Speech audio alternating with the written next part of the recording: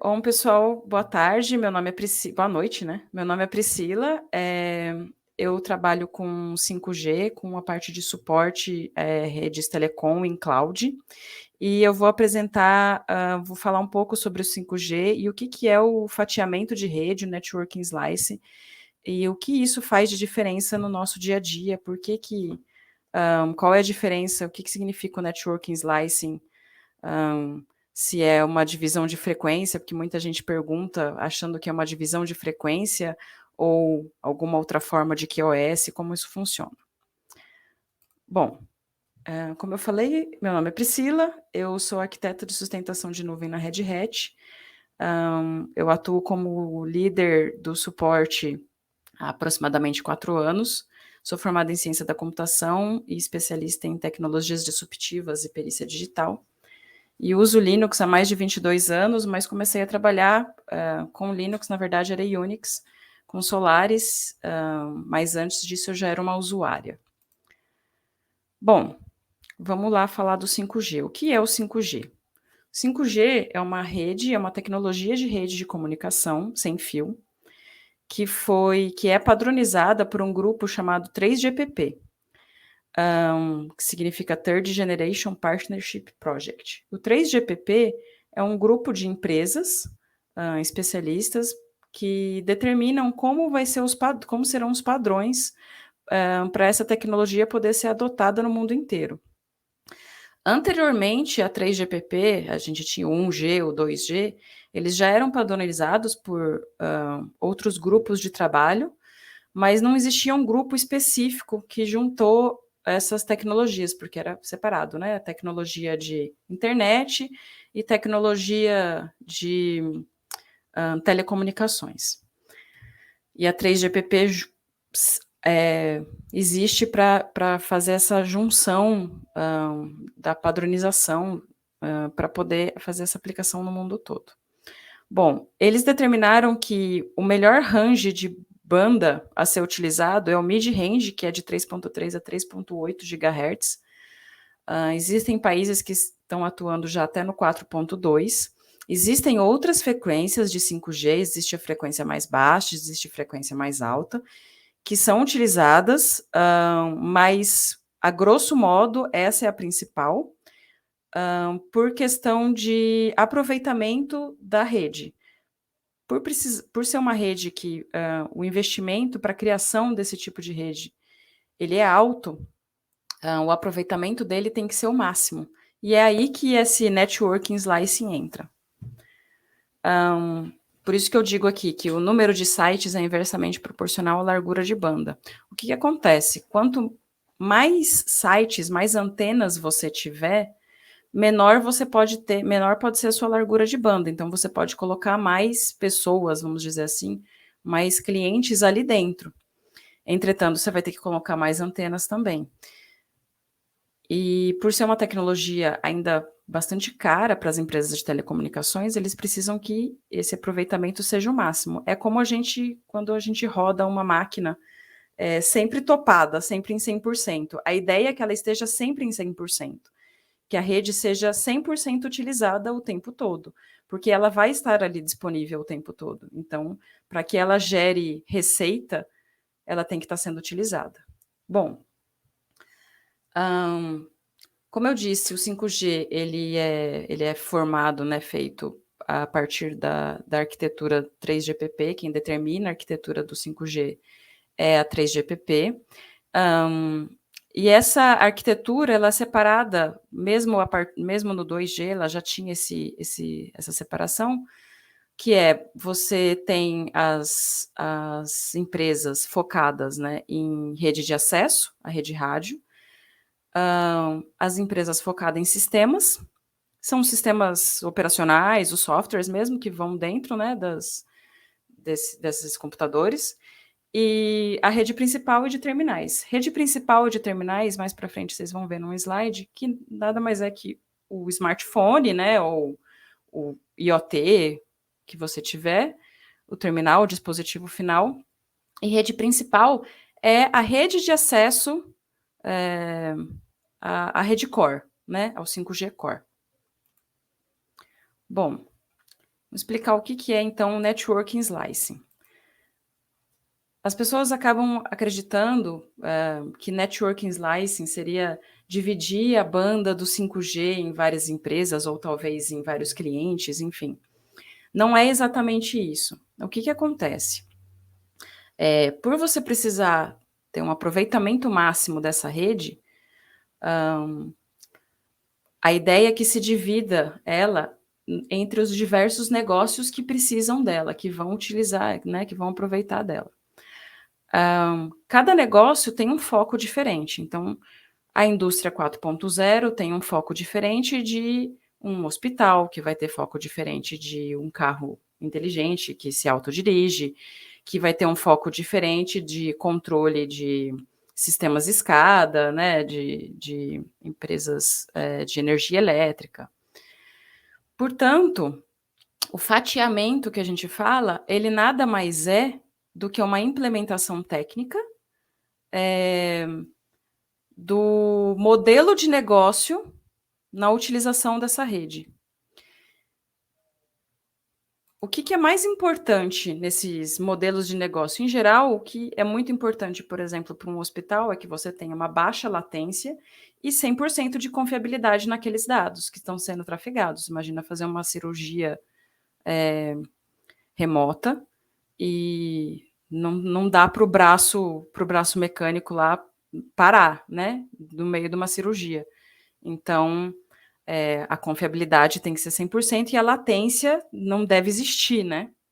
Tem que ser um sistema real-time de fato. Bom, então, existem variáveis, né, que determinam qual é esse, vamos chamar de QoS.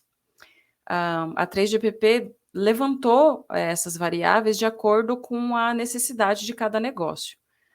Essas variáveis são basicamente essas: eficiência de energia, o tempo de bateria, porque a gente aí está incluindo dispositivos de IoT, a eficiência daquele espectro. A gente hoje, agora, nesse momento, estamos falando do espectro de 3.3 a 3.8, aquele mid-band.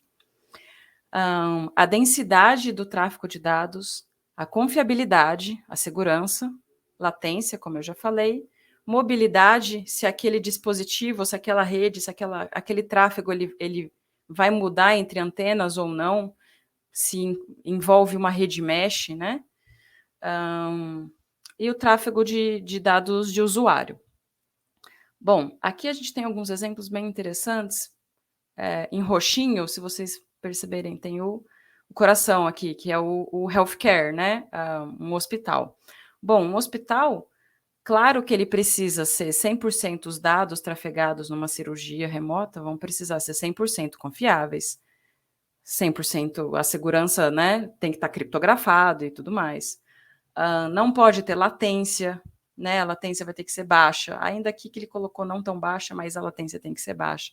A mesma coisa para um carro sem motorista, né, tudo tem que ser no máximo, com certeza. Para uma casa inteligente, a gente já não tem, por exemplo, a mobilidade vem quase para o centro, aqui quase para o zero. Então, essas características de cada negócio, elas são divididas, né, divididas dentro da rede de forma que você consiga esse aproveitamento máximo. O que acontece? Deixa eu voltar um slide aqui. Esse. Quando a gente tem essa banda, essa de 3.3 a 3.8, inicialmente eram larguras de banda de em torno de 100 MHz. Reduziu-se para fez teste com 80 e eventualmente teste com 40. Em 40 MHz, tem um estudo da 3GPP, eu até coloquei nas referências. Em 40 MHz, chega a ser o ponto ótimo dentro desse mid-band. Então, você consegue ter uma distância maior entre as antenas, a maior distância possível entre as antenas, com o maior tráfego possível, né? Sem perda. Agora, vamos voltar aqui. Bom, Pensando nisso, existem alguns cenários na vida cotidiana que vão exigir essas características, né, da rede. Então, alguns cenários, né, os principais, são o cenário de banda larga móvel aprimorada. O que que é o banda larga móvel aprimorada?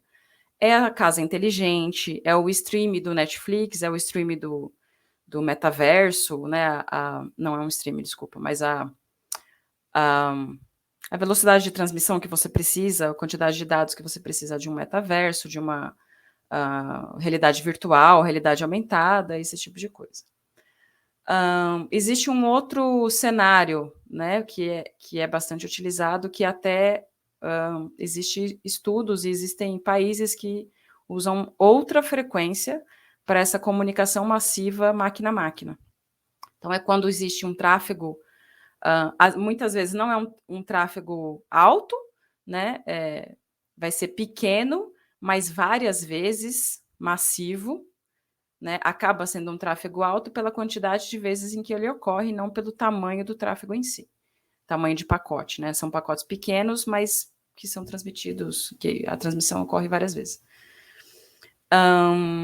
E aí tem a última, que é a comunicação ultra confiável de baixa latência, que é para os carros, sem motorista, que é para o hospital, e para manufaturas, para controle de manufaturas do tipo, de sistemas escada. Pensando nisso, existe quando você vai fazer um estudo de qual é o objetivo daquela antena, assim, daquele site 5G, você observa que, por exemplo, lá no nosso, comunicação máquina a máquina, né, o que acontece? A gente vê aqui que a transmissão, a quantidade de dados, ela é grande, né, ela não é uma transmissão de grandes pacotes, mas ela é uma transmissão que ocorre bastante. Opa! E, ao mesmo tempo, ela é aquele do tipo de baixa energia e um alto tráfego. Quando a gente fala de as casas inteligentes, aí aqui eu coloquei a geladeira, então é um alto tráfego, mas daí já é um alto tráfego de pacotes, pode ser, né, de pacotes grandes, mas não tem tanto problema se você tiver um erro, né, num pacote. Transmitiu, não transmitiu, faz o retransmission, TCP. Não é problemático a latência, né, aqui. O LTE aqui entra no meio, é interessante, porque ele fica entre provedor de internet, né, e a baixa latência. Existem hospitais de campanha que fizeram implementação em cima de LTE, em cima de 4G, com baixa latência, mas ainda é relativamente temerário, né? Porque foi feito só testes mesmo, porque por mais que você consiga fazer o real time, ainda existem retransmissões, então as coisas ainda dão umas engasgadas. A ideia é que isso no 5G não aconteça de forma nenhuma. Mas já dá para fazer algumas implementações no 4G. É a mesma coisa para o carro, né? Então eu quis colocar aqui o carro desse lado da esquerda e junto da rede de baixa latência e alta disponibilidade. Para a gente entender que o carro assim, seria o top, né? Ele precisa de uma rede mesh, ele precisa estar em comunicação com todos os outros carros e sinais, e saber se a estrada está interditada ou não. Então, assim, o tráfego de comunicação ele é muito alto, e ele ocorre muitas vezes.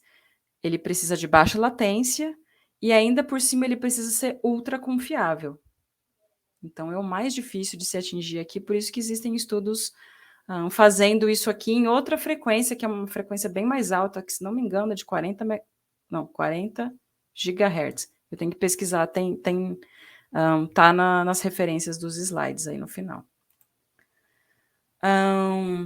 Bom, aqui é uma representação para a gente entender um pouquinho melhor.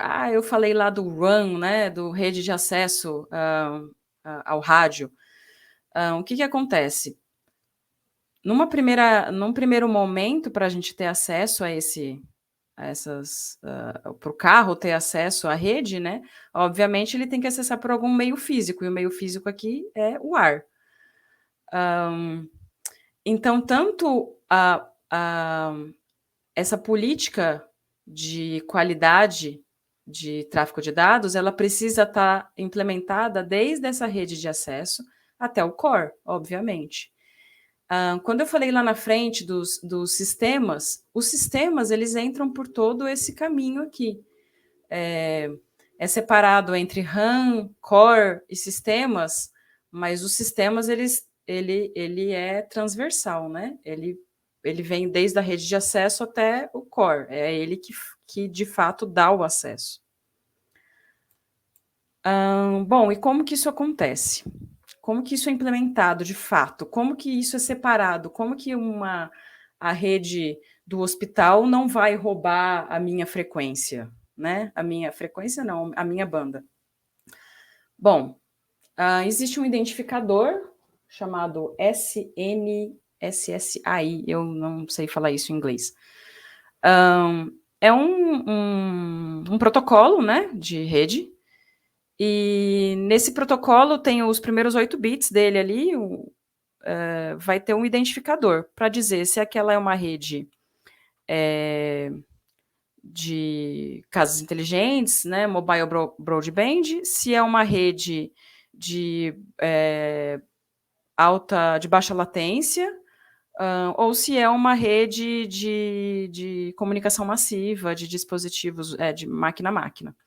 Então, cada tipo desse, e aí existe o VX2 também, não vi isso implementado ainda, que são serviços na realidade virtual, né?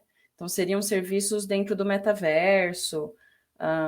Ainda não sei exatamente como que é o desenho da qualidade de serviço desse tipo 4 aqui, mas acredito que não deve ser muito diferente do que hoje para as casas inteligentes. Bom, então, para que isso aconteça lá, se você tiver a possibilidade de snifar a rede e ver o pacote, o primeiro pacotinho lá trafegando, a primeira coisa que vai trafegar é esse identificador, e aí vai ter o bit, se for se tiver um bit, né, 01, é esse do network slicing do tipo mobile broadband, se for o 2, de alta confiabilidade, né, baixa latência, e se for o 3 é máquina a máquina. Bom, vou voltar aqui para esse slide, porque eu quero mostrar esse 1, 2 e 3 aqui. Eu achei esse slide, assim, ele é extremamente... a ilustração dele é muito elucidativa, porque aí aqui a gente consegue entender bem qual que é esse impacto da rede 5G no nosso dia a dia. Porque para o carro inteligente, você pode ver que em volta, que ele tem que atingir o ponto máximo para todos os itens, né? Então, ele tem que ter eficiência energética máxima. O espectro que ele estiver utilizando também vai ter que estar uma utilização de 100% o tempo inteiro. Imagina-se que a densidade do tráfego vai ser alta, com certeza, porque você vai precisar de uma rede mesh.